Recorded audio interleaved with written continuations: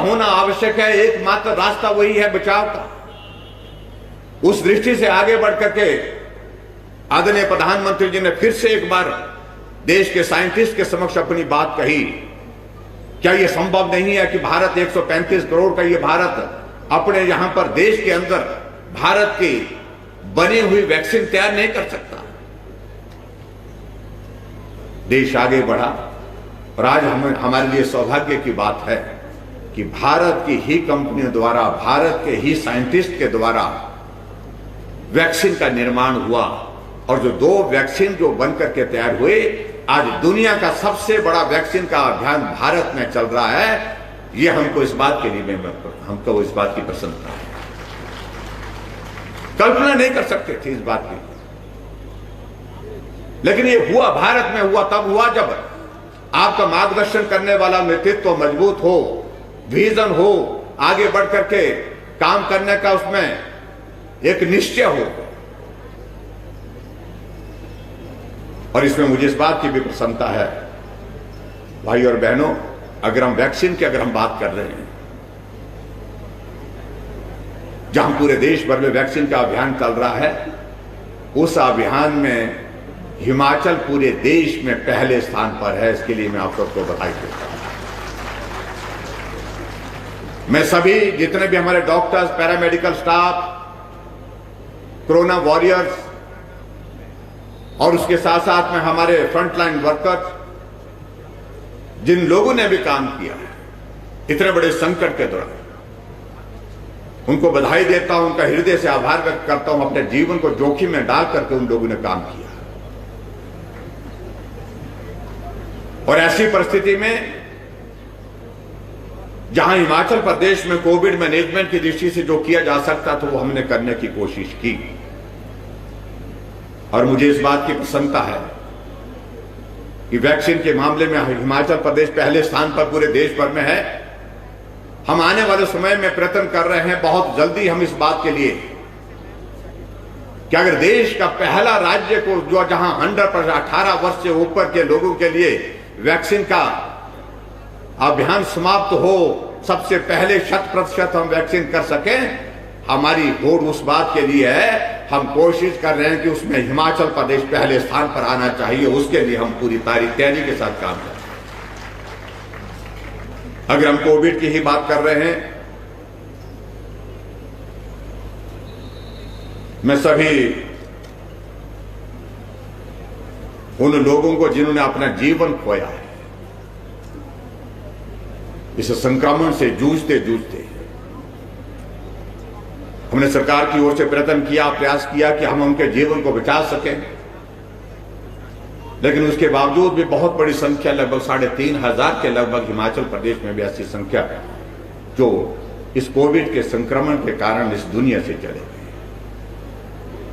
मैं उनके प्रति अपनी संवेदना व्यक्त करता हूं और अपनी संवेदना व्यक्त करने के साथ साथ उनके परिवार को ईश्वर इस क्षति को सहन करने के लिए शक्ति दे, इसके लिए भी प्रार्थना करता हूं।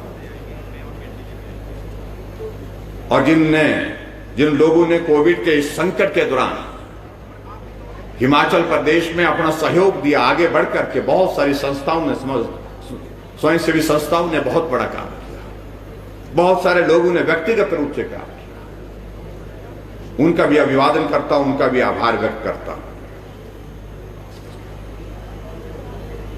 जहां पूरे देश की अगर हम बात कहें, आदरणीय प्रधानमंत्री जी ने मेक इन इंडिया के इस कॉन्सेप्ट को आगे बढ़ाया और आज भारत के अंदर निर्मित वस्तुएं हम ज्यादा से ज्यादा तैयार करें, उनका उपयोग करें।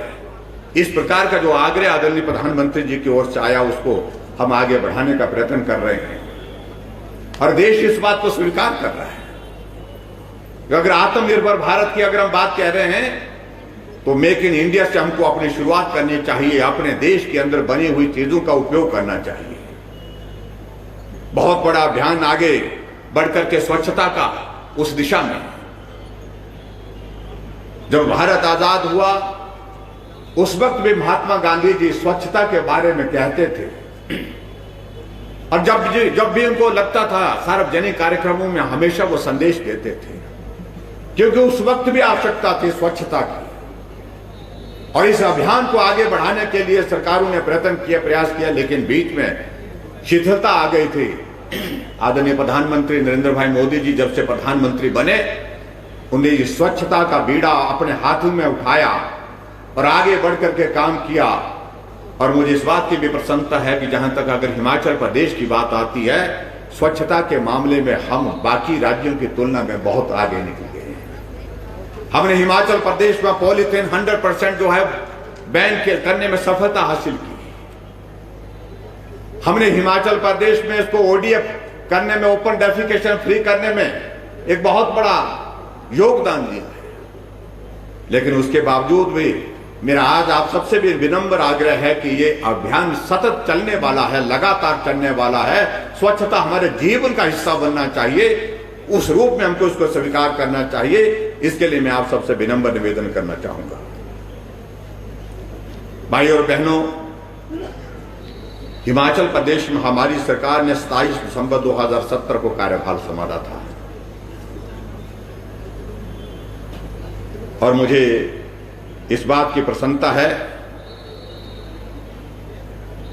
कि एक दायित्व हमारे ऊपर जब से आया, हमने पहले दिन से ही प्रयत्न किया उस दिशा में कि हम बदले की भावना से काम न करें, क्षेत्रवाद की भावनाओं से ऊपर उठ करके काम करने की कोशिश करें। समाज में जो गरीब से गरीब तबका है, गरीब से गरीब वर्ग है, उस तक अपनी सेवाएं देने की सरकार के माध्यम से कोशिश करें, उनकी हम सेवा कर सकें, उनके लिए बेहतर काम कर सकें। उस दृष्टि से मुझे इस बात की प्रसन्नता है कि एक नई शुरुआत पहली कैबिनेट की बैठक से हमने शुरू की थी, जहां एक भी प्रस्ताव इस प्रकार का नहीं रखा गया कि बदले की भावना से कोई काम करने की बात कही हो, पुरानी सरकार के काम करने की नीति पर कुछ बात कही हो।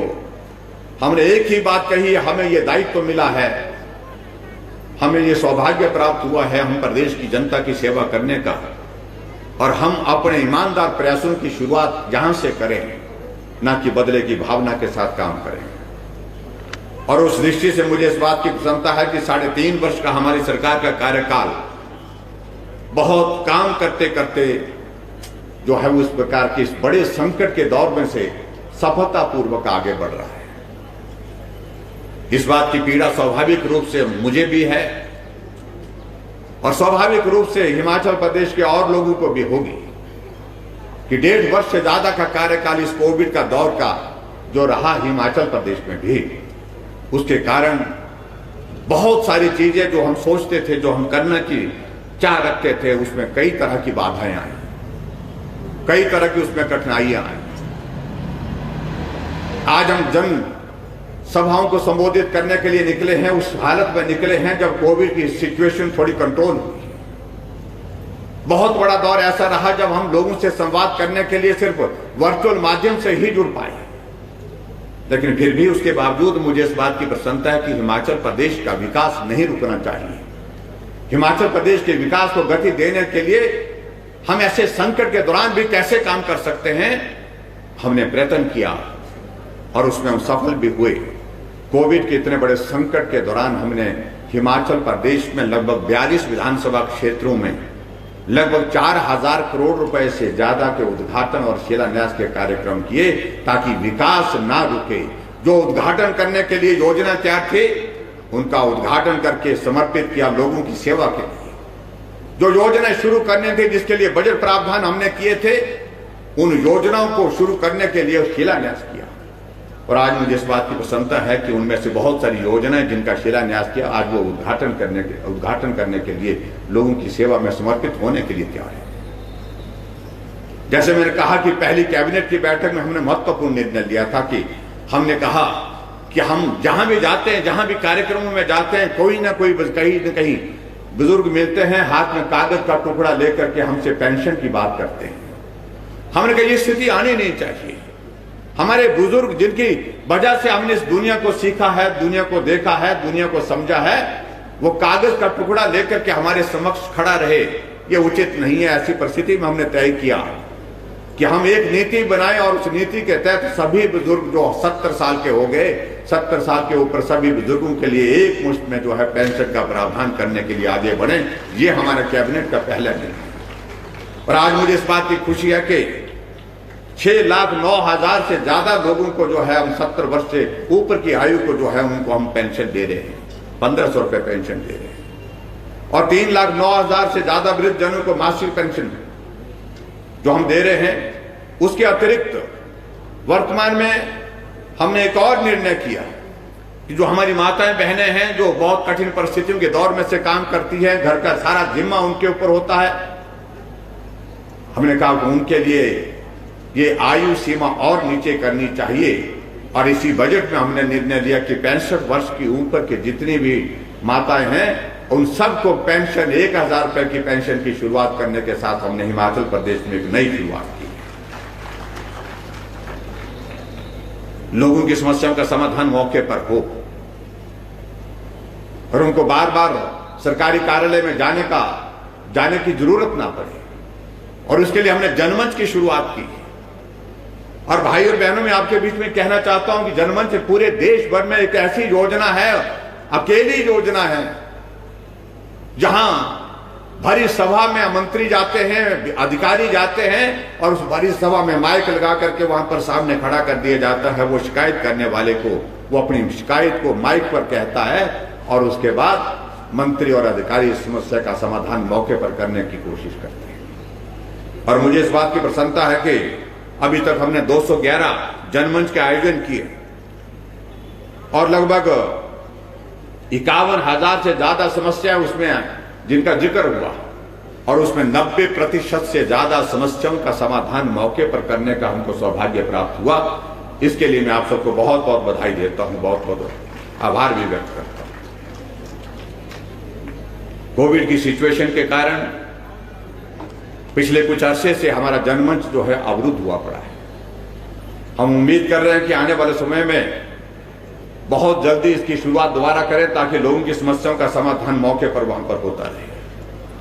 हमने यही नहीं सोचा, इससे आगे बढ़कर भी सोचा कि आदमी को अपनी समस्या के समाधान करने के लिए जनमंच में भी अगर जाने की जरूरत ना पड़े तो उसका क्या रास्ता हो सकता है। उसके लिए हमने ये तय किया कि हमने कहा कि हिमाचल प्रदेश शिक्षा के क्षेत्र में बहुत आगे बढ़ रहा है। टेक्नोलॉजी का उपयोग करने वाले हमारे पहाड़ में रहने वाले लोग भी अब समझ गए हैं। और ऐसी परिस्थिति में एक नई शुरुआत की हमने मुख्यमंत्री सेवा संकल्प हेल्पलाइन की, जो सीएम हेल्पलाइन की 1100। घर बैठे आप शिकायत करें और शिकायत करके जो है समस्या का समाधान करने की दिशा में हमने प्रयत्न किया। और मुझे इस बात की प्रसन्नता है, जहां लगभग 2,48,000 शिकायतें प्राप्त हुई हमको सीएम हेल्पलाइन के माध्यम से, और उसमें से 1,46,142 के लगभग शिकायतों का समाधान करने में हम सफल हुए। घर बैठे समस्याओं का समाधान, उस दृष्टि से हमने प्रयत्न किया। आगे बढ़कर के मुझे इस बात की भी प्रसन्नता है कि आदरणीय प्रधानमंत्री जी ने पूरे देश भर के लिए एक शुरुआत की। जो हमारी माताएं बहनें घर में खाना बनाती हैं, रसोई में लंबे समय तक उनको रहना पड़ता है, गैस नहीं है घर में और ऐसी स्थिति में चूल्हे के पास, उस धुएं के पास उनको काम करना पड़ता है, उसके कारण उनके स्वास्थ्य पर विपरीत प्रभाव पड़ता है। इसका समाधान होना चाहिए। उस दृष्टि से आदरणीय प्रधानमंत्री ने पूरे देश भर के लिए एक योजना की शुरुआत की जिसका नाम उज्ज्वला योजना रखा। और हमारे लिए प्रसन्नता का विषय है कि हिमाचल प्रदेश में भी 1,36,000 उज्ज्वला योजना के कनेक्शन हमको मिले, जिससे बहुत सारी माताओं बहनों को सुविधा हुई, उनके घर में गैस का चूल्हा लगा। लेकिन हमने उसके बाद देखा कि कुछ परिवार उसके बावजूद भी छूट रहे थे जिनको गैस का चूल्हा नहीं मिल पा रहा था। ऐसी स्थिति में हमने कहा कि इसको पूरा करना है। पूरा करने के लिए क्या किया जा सकता है, हमने अपने प्रदेश सरकार की ओर से योजना बनाई, गृहिणी सुविधा योजना। और गृहिणी का अभिप्राय आप अच्छी तरह से समझते हैं। गृहिणी का मतलब है जिसका हर घर ऋणी है, उसको गृहिणी बोलते हैं। ये हमने उन माताओं के लिए समर्पित की पूरे प्रदेश के। और हर घर को गैस का चूल्हा देने वाला हिमाचल पूरे देश भर में पहला राज्य बना। 3,17,000 गैस के चूल्हे हमने गृहिणी सुविधा योजना के अंतर्गत हिमाचल प्रदेश में दिए।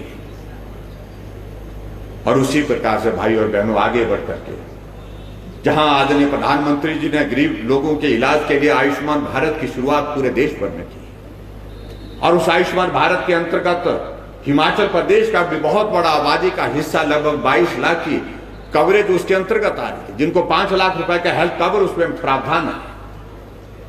लेकिन हमने देखा कि हिमाचल की आबादी तो हमारी हिमाचल की 72 लाख पहुंच गई है। जो 50 लाख लोग हैं उनका स्वास्थ्य का भी चिंता करने का दायित्व तो हमारे ऊपर है। इसलिए हमने हिमाचल प्रदेश में अपनी योजना शुरू की जिसका नाम हमने हिम केयर रखा, और आज मुझे इस बात की प्रसन्नता है कि हिम केयर के माध्यम से हमने हिमाचल प्रदेश में 1,74,000 ऐसे गरीब लोगों का इलाज मुफ्त में किया, और इलाज करने के बाद उनको स्वस्थ करके उनको घर भेजा। ये पहली शुरुआत हुई, क्योंकि हिमाचल प्रदेश में आज से पहले किसी भी सरकार ने इस प्रकार की योजना नहीं थी जब गरीब आदमी के इलाज का, जिसमें जो है इस प्रकार से किया जा सकता था। उसी तरह भाई और बहनों आगे बढ़ करके और भी हमने आगे बढ़ करके काम करने की कोशिश की।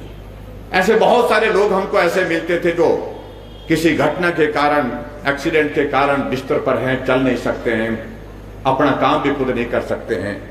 किसी को पैरालिसिस हो गया, ब्रेन स्ट्रोक हो गया, कैंसर हो गया, किडनी फेल हो गई। ऐसी परिस्थिति में हमने एक चीज का तय किया कि ऐसे लोगों के लिए कुछ सोचना चाहिए। हमने हिमाचल प्रदेश में एक योजना की शुरुआत की, सहारा योजना। और सहारा योजना के अंतर्गत जितने भी लोग इस प्रकार के हैं जो अपना काम खुद नहीं कर सकते, अगर बाथरूम तक भी जाना है उनको सहारे की आवश्यकता पड़ती है, और इसलिए हमने उस योजना का नाम भी सहारा योजना रखा। ऐसे जितने भी लोग हैं जो किसी कारण से अपना काम भी खुद नहीं कर सकते हैं, बिस्तर पर हैं, जिंदा हैं लेकिन बिस्तर पर हैं, चल नहीं सकते हैं, परिवार के किसी सदस्य को उनकी सेवा के लिए हर समय उपलब्ध रहना पड़ता है, ऐसे लोगों के लिए मदद के रूप में हमने सहारा योजना के अंतर्गत उनके खाते में हर महीने का 3,000 रुपए उनके खाते में डाल करके उनकी मदद करने की कोशिश करी। उस दृष्टि से हमने प्रयत्न करने की कोशिश की कि गरीब आदमी की सेवा हम किस प्रकार से कर सके। और उसी प्रकार से भाई और बहनों आगे बढ़कर के हमने अभी इस बार के बजट में एक और प्रावधान इसमें जोड़ा, और वो प्रावधान ये जोड़ा कि जब बेटियां गरीब परिवार में होती हैं, दूसरे परिवार में जाती हैं, और बेटी के जीवन में हर बेटी, चाहे वो गरीब परिवार है चाहे वो संपन्न परिवार है, जब अपने परिवार छोड़ करके दूसरे परिवार में जाती है, वो जीवन में उनके बहुत बड़ा एक परिवर्तन होता है। दूसरे के उस परिवार को स्वीकार करना, और उस परिवार को स्वीकार करने के साथ साथ अपना जीवन उस परिवार की सेवा में समर्पित करना। ऐसे में हमने तय किया कि जो गरीब परिवार की जो बेटियां हैं, जो बीपीएल फैमिली की है, चाहे वो किसी भी कम्युनिटी से है, चाहे वो ओबीसी है, चाहे वो शेड्यूल कास्ट है, चाहे वो जनरल कैटेगरी से है, चाहे वो शेड्यूल ट्राइब है, लेकिन बीपीएल है, गरीबी रेखा से नीचे है, उन सभी बेटियों की शादियों के लिए हमने एक और योजना की शुरुआत की जिसका नाम हमने शगुन रखा। शगुन योजना के अंतर्गत बेटी की शादी पर 31,000 रुपए हिमाचल प्रदेश सरकार उनको जो है वो मदद करेगी। इस प्रकार से हमने बहुत सारी चीजों की शुरुआत करने की कोशिश की। हिमाचल प्रदेश एक ऐसा प्रदेश है जो प्राकृतिक दृष्टि से बहुत सुंदर है। एक प्रयत्न हमने उस दिशा में किया। बहुत सारे प्रदेश अपने अपने प्रदेशों में प्राइवेट सेक्टर का इन्वेस्टमेंट लाने के लिए प्रयत्न कर रहे थे। हमने कहा हिमाचल प्रदेश उसमें पीछे क्यों रहना चाहिए। हिमाचल प्रदेश में भी हमको प्रयत्न करना चाहिए कि प्राइवेट इन्वेस्टर्स आए, इन्वेस्ट करे, अपना भी काम करे और हिमाचल के विकास में भी अपना योगदान दे। उस दृष्टि से हमने एक शुरुआत की, और मुझे इस बात की प्रसन्नता है कि जहां हिमाचल प्रदेश में उस ग्लोबल इन्वेस्टर्स मीट में धर्मशाला में आदरणीय प्रधानमंत्री नरेंद्र भाई मोदी जी भी आए, और उसमें हमारे 96,721 करोड़ के हमारे एमओयू साइन हुए, और उसकी पहली ग्राउंड ब्रेकिंग हमने 8 नवंबर 2019 को गृह मंत्री अमित शाह जी और हिमाचल के ही हमारे राज्यसभा के सांसद और हमारी पार्टी के राष्ट्रीय अध्यक्ष जगत प्रकाश नड्डा जी की उपस्थिति में की, उनके हाथों से की। 13,656 करोड़ रुपए की ग्राउंड ब्रेकिंग कर दी। और मुझे इस बात की भी प्रसन्नता है, अभी हमारी तैयारी आगे बढ़ करके और भी है। कोविड के संकट के कारण उस काम में व्यवधान जरूर पड़ा, लेकिन उसके बावजूद अभी 1 महीने या 2 महीने के अंदर अंदर हम हिमाचल प्रदेश में 10,000 करोड़ रुपए की और ग्राउंड ब्रेकिंग करने वाले हैं, ताकि प्राइवेट सेक्टर का इन्वेस्टमेंट हिमाचल प्रदेश में आए और हिमाचल प्रदेश के विकास में वो अपना योगदान दे सके। मुख्यमंत्री स्वावलंबन योजना हर व्यक्ति को, ऐसे नौजवानों को प्रोत्साहित करने की दृष्टि से एक बहुत महत्वाकांक्षी योजना शुरुआत की है। सभी लोगों को सरकारी क्षेत्र में नौकरी देना या प्राइवेट सेक्टर में नौकरी, ये संभव कभी हो ही नहीं सकता है किसी भी सरकार। लेकिन ऐसे में हम ऐसा कर सकते हैं कि हम सरकार के माध्यम से उस बेरोजगार नौजवान को मदद क्या कर सकते हैं ताकि वो अपने पांव पर खड़ा हो। उसके लिए हमने मुख्यमंत्री स्वावलंबन योजना की शुरुआत की और मुझे इस बात की प्रसन्नता है, उस योजना के अंतर्गत 18 से 45 वर्ष के युवाओं को निवेश पर जो हम पैसा जो हमको उनको दे रहे हैं और उसमें 25% जो है सब्सिडी दे रहे हैं, और जो बेटियां कर रही हैं उसमें जो है उनके लिए 30% सब्सिडी दे रहे हैं। और उसके साथ साथ में जहां उसमें कोई विधवा है, कोई महिला अगर वो काम करना चाहती है तो उसको 35% सब्सिडी दे करके हम उनको मदद कर रहे हैं। और मुझे इस बात की प्रसन्नता है कि हिमाचल प्रदेश में बहुत सारे लोगों ने अभी तक मैं देख रहा था, इस योजना की शुरुआत अभी हाल ही में हुई, कभी बहुत वक्त नहीं हुआ, लेकिन 3,690 ऐसे नौजवान हैं जिन्होंने अपना काम शुरू किया और कई लोगों को, कई नौजवानों को वो रोजगार उसके माध्यम से उपलब्ध करा रहे हैं। मुख्यमंत्री स्टार्टअप योजना की अगर हम बात करें, और उस योजना के अंतर्गत में मैं कह सकता हूं कि हमारे पास इंक्यूबेशन सेंटर 11 हो गए, कुल स्टार्टअप 154 हो गए और लगभग 10.5 करोड़ रुपए का अभी तक हमने उस पर खर्चा किया है। नौजवानों को आगे प्रोत्साहित करने के लिए हिमाचल प्रदेश की सरकार हर संभव प्रयत्न कर रही है, प्रयास कर रही है। किसानों की आय दुगनी हो उस दृष्टि से हम प्रयास कर रहे हैं। मैं आदरणीय प्रधानमंत्री नरेंद्र भाई मोदी जी का आभार व्यक्त करना चाहूंगा। उन्होंने एक योजना की शुरुआत की कि फसल अगर किसान की होती है तो अच्छी है, उनको आय होगी, अगर नहीं होती है तो हम उनके लिए थोड़ी थोड़ी मदद करने की मंशा रखते हैं। और इसलिए उन्होंने एक योजना शुरू की, किसान सम्मान निधि की। ऐसे किसान जिनके पास 25 बीघा से कम जमीन है, उन किसानों के लिए, सब किसानों के लिए 6-6 हजार रुपए जो है वो किसान सम्मान निधि के अंतर्गत जो है दिया जा रहा है। और उसके कारण हजारों लाखों किसानों को जो है उसमें जो है बहुत बड़ी एक राहत मिल रही है। इसी प्रकार से बहुत सारी योजनाओं की अगर हम बात करें, अगर मुख्यमंत्री आवास योजना की अगर हम बात करें, अभी तक मैं ये जरूर कहना चाहता हूं कि पहले हिमाचल प्रदेश में 3,000-4,000 मकान बनाने का लक्ष्य निर्धारित होता था, लेकिन अब की बार हमने इस बात को सुनिश्चित किया कि हिमाचल प्रदेश में हम सब लोगों का यह सौभाग्य है कि कोई व्यक्ति घर के बिना नहीं है। घर छोटा है, टूटा है, पुराना है, लेकिन उसके बावजूद भी घर है। हिमाचल का रहने वाला कोई आदमी फुटपाथ पर सोता नहीं है। यह हमारे लिए खुशी की बात है, लेकिन फिर भी उसके बावजूद अच्छा घर हो और अच्छे घर में वो रह सके, आराम से रह सके, उस दृष्टि से हमने एक शुरुआत की है। और उस योजना के अंतर्गत हमने, हाउसिंग स्कीम के अंतर्गत हमने ये 3-4 हजार का जो लक्ष्य मकान बनाने का होता था उसको 10,000 किया और 10,000 से बढ़ा करके उसको 15,000 तक किया। 15,000 लोगों को हिमाचल प्रदेश में हम जो है आवास योजना के अंतर्गत जो है मकान देने का एक निर्णय किया। और इसी प्रकार से बेटी है अनमोल, जिस प्रकार से यहां पर आप प्रदर्शनी भी देख रहे थे, हमारी बेटियों ने बहुत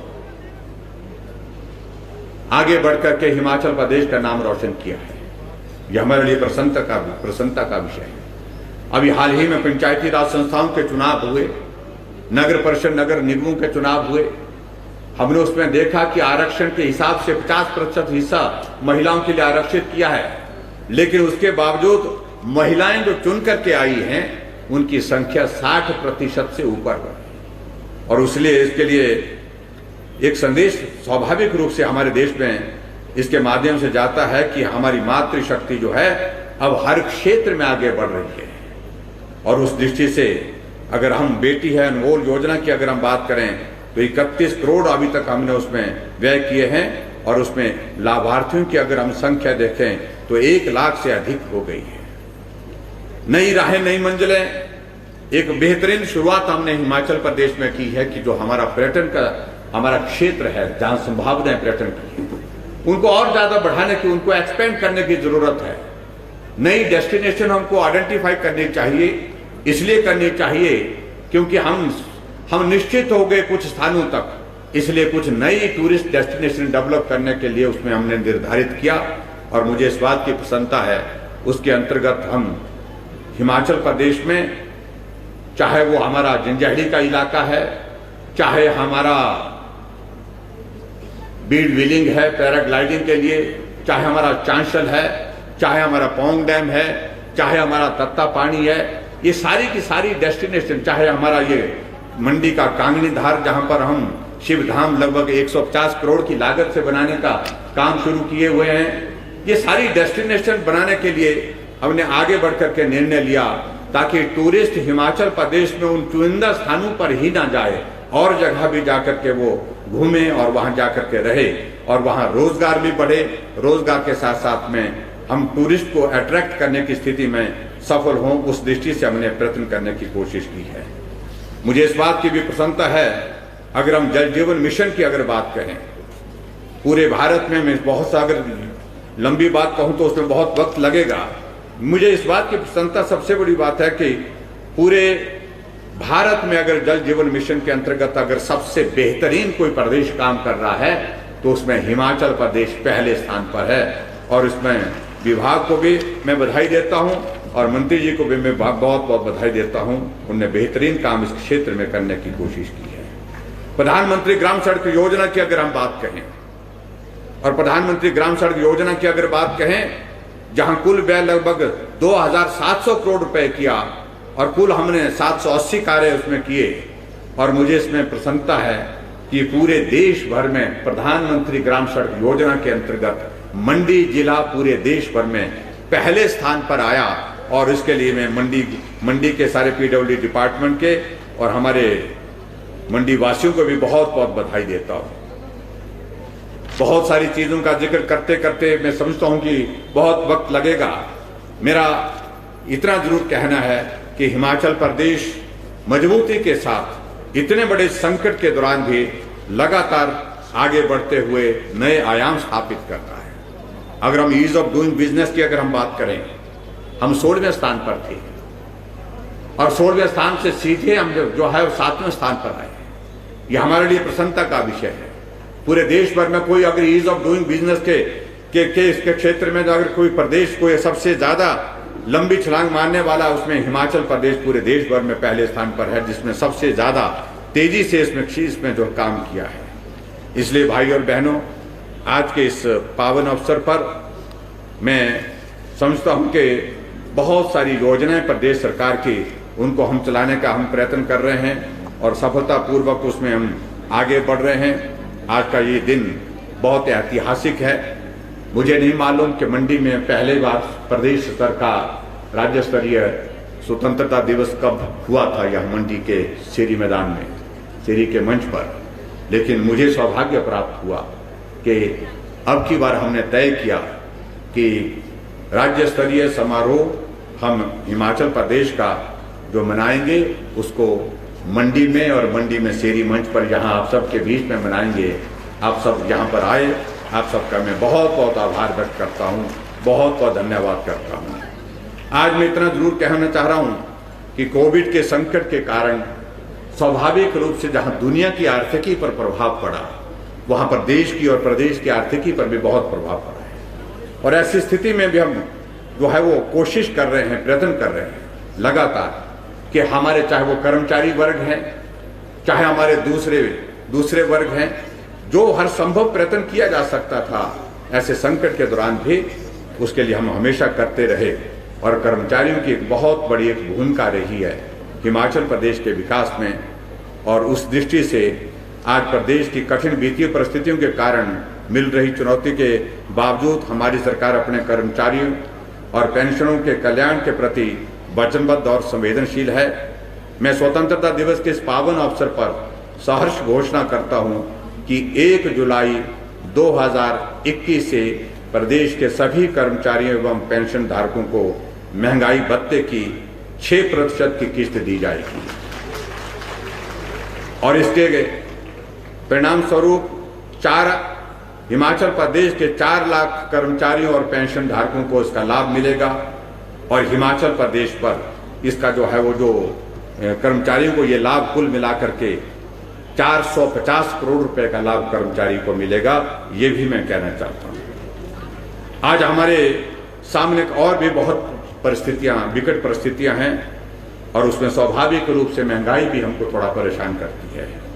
विगत 2-3 महीनों से आयात संबंधित कारणों से देश भर में खाद्य तेल के दामों में वृद्धि हुई है, जिस पर प्रदेश सरकार का नियंत्रण नहीं है।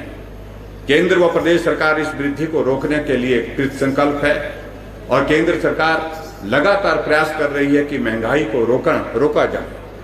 प्रदेश सरकार द्वारा प्रतिवर्ष सार्वजनिक वितरण प्रणाली के माध्यम से लगभग 32 लाख लीटर खाद्य तेल की आपूर्ति की जाती है। प्रदेश सरकार द्वारा बीपीएल परिवारों को 10 रुपए प्रति लीटर तथा एपीएल परिवारों को 5 रुपए प्रति लीटर सब्सिडी दी जाती है। सब्सिडी हम पहले की जो उसको हमने कायम रखा है उसको हम दे ही रहे हैं। आज स्वतंत्रता दिवस के इस पावन अवसर पर मैं घोषणा करता हूं कि अगले 4 महीने के लिए बीपीएल परिवारों को दी जा रही 10 रुपए प्रति लीटर सब्सिडी को तिगुना बढ़ा करके 30 रुपए तथा एपीएल परिवारों को दी जा रही 5 रुपए प्रति लीटर सब्सिडी को दुगुना बढ़ा करके 10 रुपए किया जाएगा। ये भी मैं आपके बीच में ऐलान करता हूं। हिमाचल प्रदेश में हमारी सरकार बनने के बाद हमने 412 नई पंचायतों का गठन किया। पिछले 15 वर्षों से हिमाचल प्रदेश में किसी भी पंचायत का गठन नहीं हुआ था और उसी तरह से मांग आई कि कुछ जगह नगर परिषदें पुरानी हैं, उनको नगर निगम में बनाना चाहिए और उस दृष्टि से हमने हिमाचल प्रदेश में नगर निगम मंडी, पालमपुर और धर्मशाला नई नगर निगम में बनाई हमने। और मंडी शहर बढ़ता जा रहा है स्वाभाविक रूप से, तो मंडी वालों को भी मैं इस बात के लिए बधाई देना चाहूंगा कि नगर निगम पहली यहां पर गठित हो गई है और उसने अपना काम सुचारू रूप से करना शुरू कर दिया है। आज के इस अवसर पर मैं देख रहा था नगर निगम के सभी प्रतिनिधि हमको मिलते रहते हैं, मेयर, डिप्टी मेयर, उनके साथ सारे काउंसलर हमेशा बात कहते रहते हैं कि अब कुछ जो है हमको जो आने वाले समय के लिए जो प्रोजेक्ट यहाँ पर जो डेवलपमेंट के बनाने हैं उसके लिए धन की आवश्यकता है। तो आज के इस अवसर पर मैं ज़्यादा न कहते हुए मैं इतना ही कहना चाहता हूँ कि मंडी की नगर निगम के लिए मैं अलग से जो है 15 करोड़ रुपए देने की भी यहाँ की घोषणा करता हूँ ताकि वो अपने विकास को गति दे सके। अपने विकास को गति देने में जो है नई भूमिका बनाने के लिए उसके लिए आगे बढ़े। ये हम फेजेज में देंगे, 1-2 फेजेज में देंगे प्रोजेक्ट बना करके। हम जैसे हमारे पास तैयार होंगे उसके बाद हम सारी चीज़ों को करेंगे। ये मैं आपके बीच में कहना चाहता हूँ। इसके अतिरिक्त हमारे बहुत सारे कर्मचारियों के मसले हमारे समक्ष हैं, पेंशनर्स के मसले हमारे समक्ष हैं।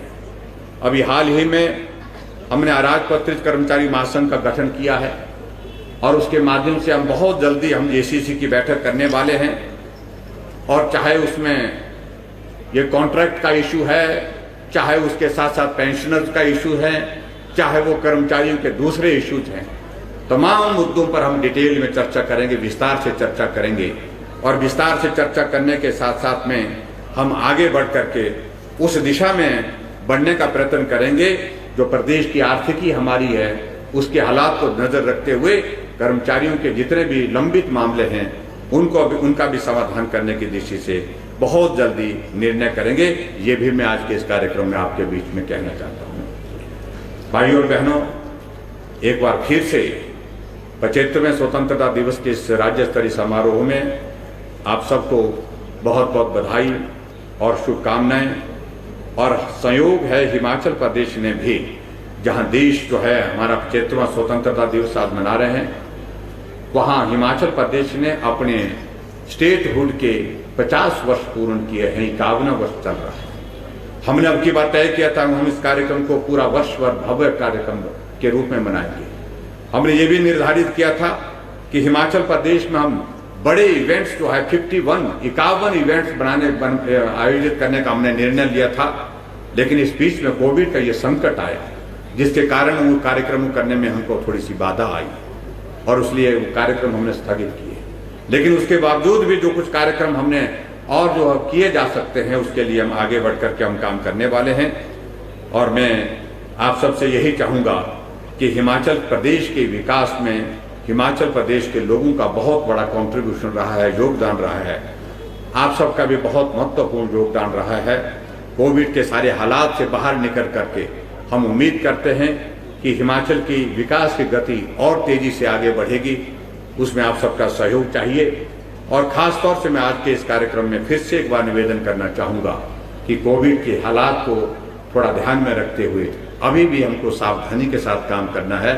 आप सब लोग स्वस्थ रहें, आपके परिवार स्वस्थ रहे, ऐसी मैं कामना करता हूं। और आने वाले समय में हो सकता है अगर कोविड की सिचुएशन थोड़ा और ज़्यादा गंभीर हो, उस सूरत में हमको बात करनी पड़ सकती है, कुछ रिस्ट्रिक्शन की दिशा में भी आप सबको उसमें सहयोग मिलेगा, ऐसा मुझे पूरा भरोसा है। एक बार फिर से सभी प्रदेशवासियों को मंडी के शेरी मंच से 75वें स्वतंत्रता दिवस की हार्दिक शुभकामनाएं। और इतनी बात कहते हुए मैं अपनी बात को यहाँ पूरा करता हूँ। बहुत बहुत धन्यवाद। जय हिंद, जय हिमाचल। भारत माता की, भारत माता की, भारत माता की। वंदे वंदे वंदे। जय हिंद। माननीय मुख्यमंत्री जी, इस पावन अवसर पर अमृत महोत्सव को समर्पित एक शपथ दिलाई जानी है। आपसे निवेदन है, सभी से आग्रह है, कृपया अपने अपने स्थानों पर खड़े रहकर माननीय मुख्यमंत्री जी के पीछे ये शपथ दोहराने के लिए।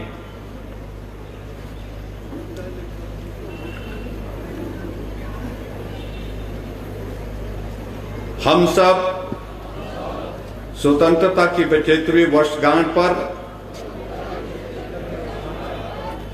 आयोजित किए जा रहे आजादी के अमृत महोत्सव के अवसर पर उन सभी वीर स्वतंत्रता सेनानियों के प्रति अपनी भावभीनी श्रद्धांजलि अर्पित करते हैं,